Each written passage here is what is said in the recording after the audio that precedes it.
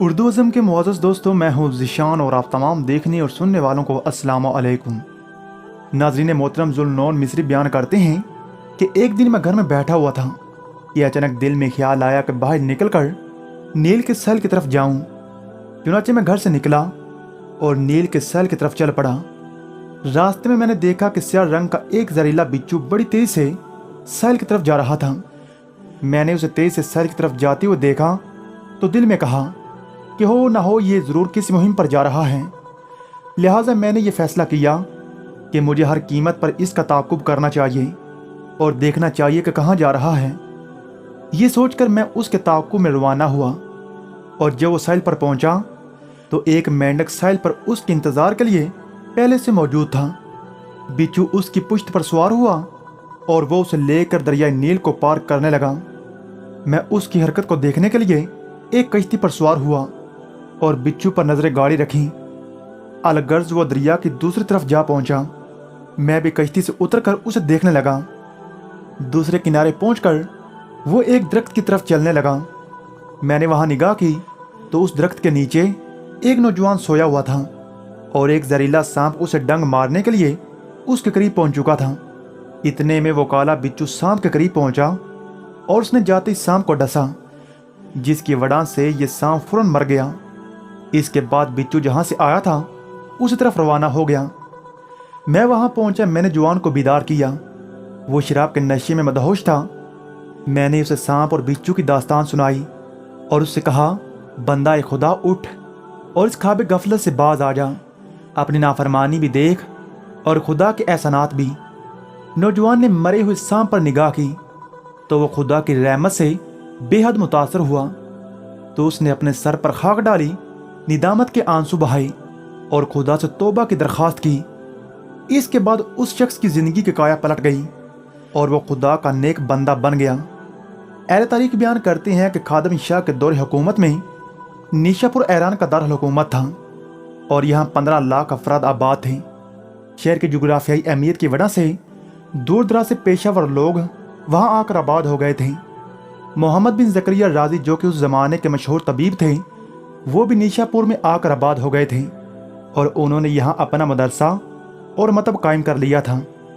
امرا فارس میں ایک شخص کو فالج کی شکایت ہوئی، جس کی وجہ سے وہ چلنے پھرنے سے معذور ہو گیا اور بستر پر لیٹ گیا۔ اس نے بہت سے طبیبوں سے اپنا علاج کرایا، لیکن کسی سے بھی کوئی افاقہ نہ ہوا۔ پھر اس نے اپنے رشتہ داروں سے کہا کہ تم مجھے محمد بن زکریا رازی کے پاس لے چلو، ممکن ہے کہ اللہ اس کے ذریعے سے مجھے شفا عطا کر دے۔ اس کے رشتہ داروں نے سفر کی تیاری کی اور وہ اسے لے کر نیشا پور کی طرف روانہ ہوئے۔ ایک طویل سفر کرنے کے بعد وہ دوپہر کے وقت نیشا پور پہنچے۔ گرمی شدید تھی، دکانیں بند تھیں۔ انہوں نے سوچا کہ اس وقت انہیں سرائے میں رہائش اختیار کرنی چاہیے تاکہ شام کے ٹھنڈے وقت طبیب کے پاس مریض کو لے جائیں۔ چنانچہ انہوں نے ایک سرائے میں قیام کیا، مریض کو سین میں لٹا دیا اور خود سو گئے۔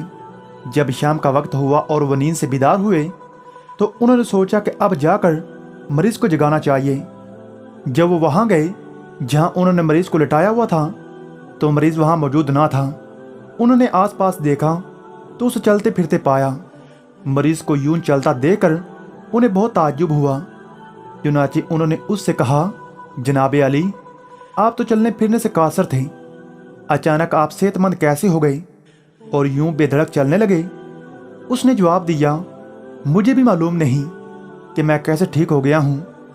تیماردار اسے جلدی سے لے کر محمد بن زکریا کے پاس لے گئے اور انہوں نے اس سے مریض کی داستان بیان کی۔ رازی نے کہا، اس کے فوراً کپڑے اتارو۔ جب اس کے کپڑے اتارے گئے تو اس کے کپڑوں میں سے 2 بچھو دکھائی دیے۔ رازی نے کہا، اس پر خدا نے آج خود کرم کیا ہے، اس کا علاج بچھو کا زہر تھا، اسے جیسے ہی بچھو نے کاٹا تو یہ تندرست ہو گیا۔ جب انہوں نے خدا کی اس حکمت کو دیکھا تو بے اختیار سجدہ شکر بجا لائے اور اپنے وطن واپس چلے گئے۔ ایک دفعہ کا ذکر ہے کہ شہر شیراز میں خسرہ کی وبا پھیل گئی۔ شہر میں ایک طبیب رہتا تھا جس کے پاس لوگ دور دراز سے دعا لینے آتے تھے۔ اسی طبیب کا بیٹا بیمار ہوا۔ طبیب نے بڑی توجہ سے اس کا معائنہ کیا اور اس نے ملیریا کی ادویات استعمال کرائیں، जबकि हकीकत में उसे मलेरिया नहीं था बल्कि खसरा था। चंद रोज बाद वो बच्चा अल्लाह को प्यारा हो गया।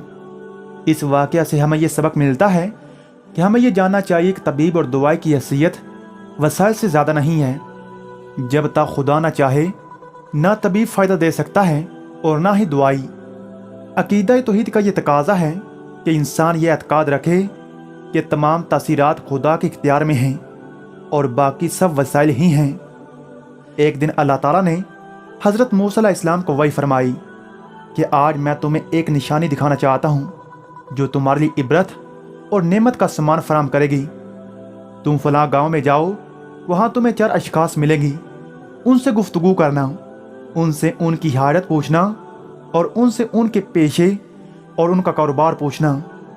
अलगर्ज फरमाने खुदाबंदी के तहत मूसा अलैहिस्सलाम गांव में तशरीफ़ ले गए। उन्हें वहाँ वो 4 अफराद दिखाई दिए।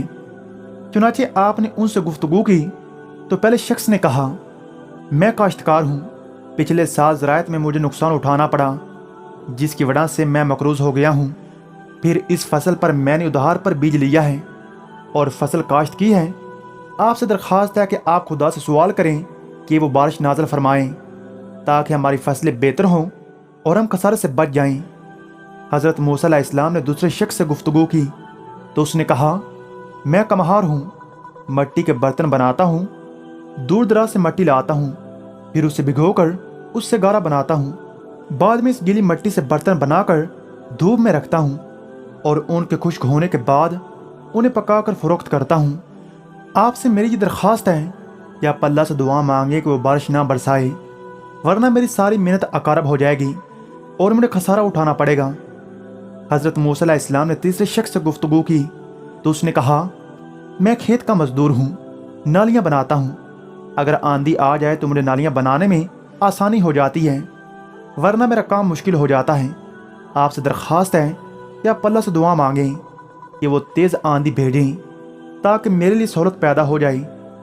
हज़रत मूसा अलैहिस्सलाम ने चौथे शख्स से गुफ्तगू की तो उसने कहा, मैं बागबान हूँ, मेरे बाग में बहुत से फलदार दरख्त मौजूद हैं, फल पकने के करीब हैं, लेकिन मुझे अंदेशा है कि कहीं आंधी ना आ जाए।